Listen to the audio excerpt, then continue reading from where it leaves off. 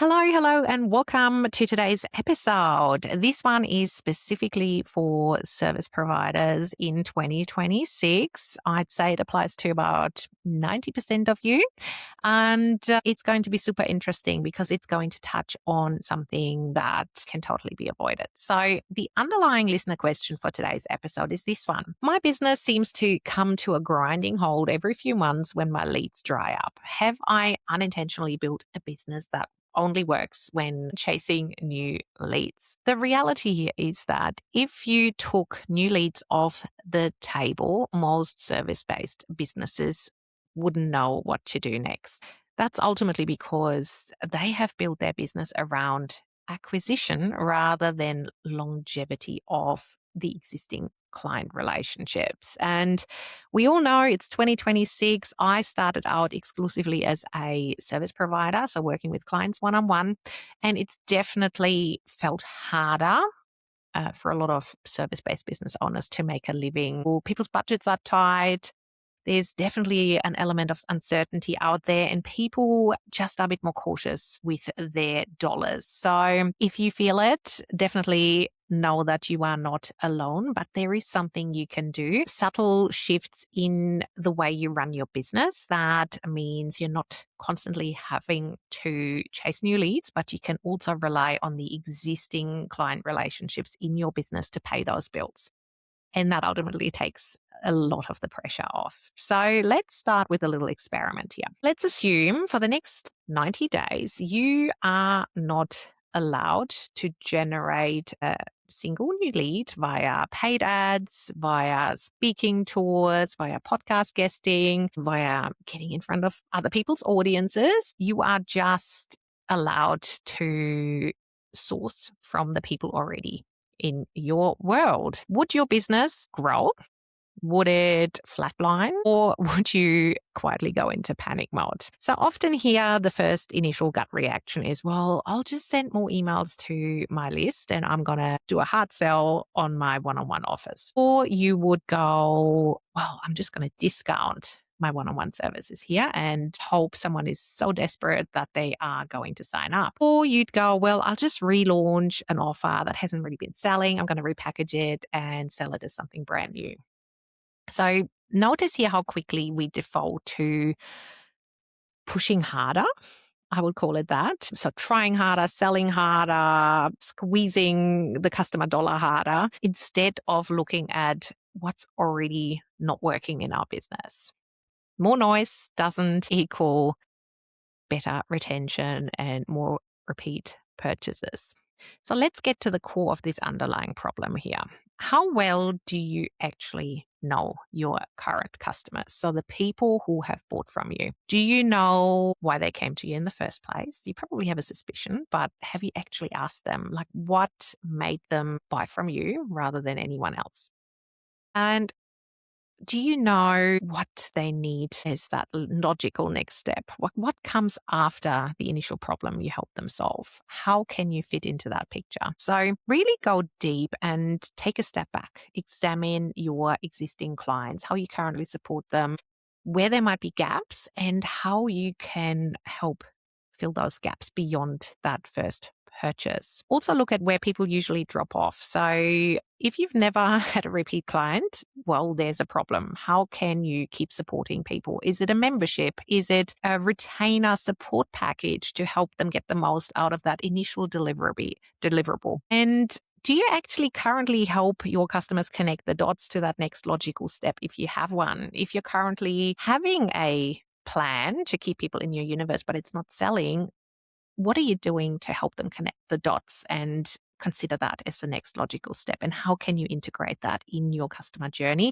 throughout the project so it doesn't feel like that abrupt end or the hard sell into that next thing? So if you can't grow without new leads, I totally think you have a continuation problem. And it's something that definitely needs fixing, particularly in 2026, where it takes a lot of effort to get people to trust you. So once you've earned that trust, it's a lot easier to convince people to buy from you again because they've already taken that initial risk. They have reassured themselves that, yes, they made the right decision, and you're totally reversing any risk with that next purchase because they trust you. you've delivered on a promise already, and it's very likely you're going to do so again. So really shifting from acquisition only to longevity is what is going to future-proof your business.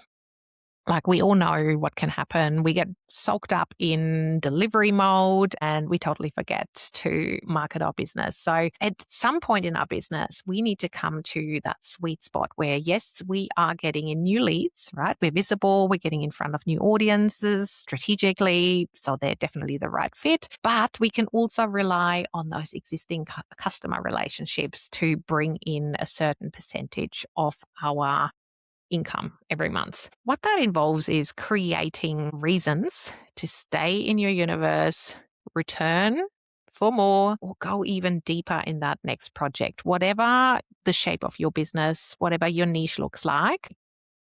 And it's all about focusing on people who already said yes rather than putting all eggs in that acquisition basket. And that's not a one-off strategy here. I'm talking about shifting your attitude, your mindset as a business owner long term. So everything you do in your business, every client project you start has that long-term goal of client relationship longevity in mind.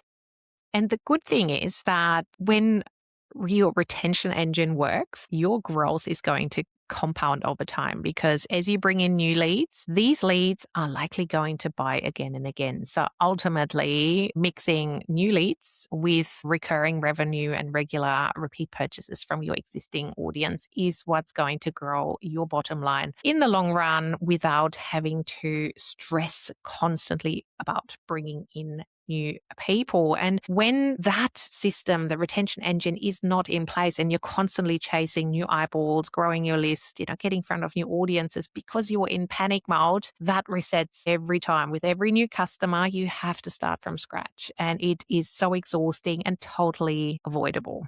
So before I wrap up today's episode, I would love to leave you with one little task from today to help you escape this feast and famine mode, because it is so exhausting constantly having to stress about where that next project is coming from, when really you could be tapping into those people who already loved what you were doing.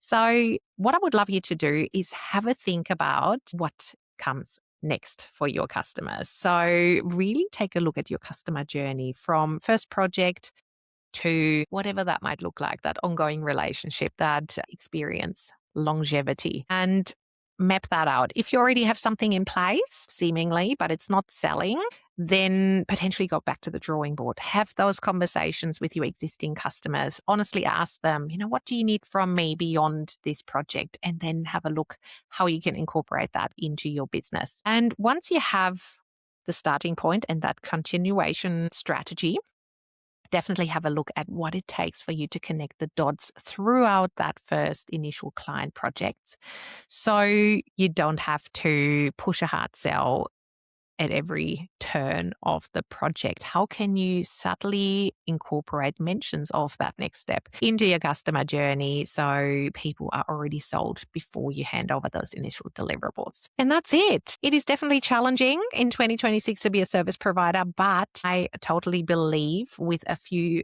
strategic tweaks in your offer suite and in your messaging and in your customer journey, you can be far more strategic around nurturing first-time customers into long-term raving fans. And that just means you have this baseline, this beautiful baseline of repeat customers, and then every new lead you add into the business is a bonus. And that ultimately takes the load off, takes the pressure off, and makes you fall back in love with your business if things have been somewhat scarce in 2025, 2026. If that is something you would love some help with, having a look at those dots and what they involve and how you can strategically weave those organic mentions into your customer journey, I would absolutely love to chat to you and see how we can do that, potentially as part of a Yours for a Day session where we strategize together, have a look at your existing customer journey and help you connect those dots. So yeah, hit up that contact form on my website if you want to chat. Otherwise,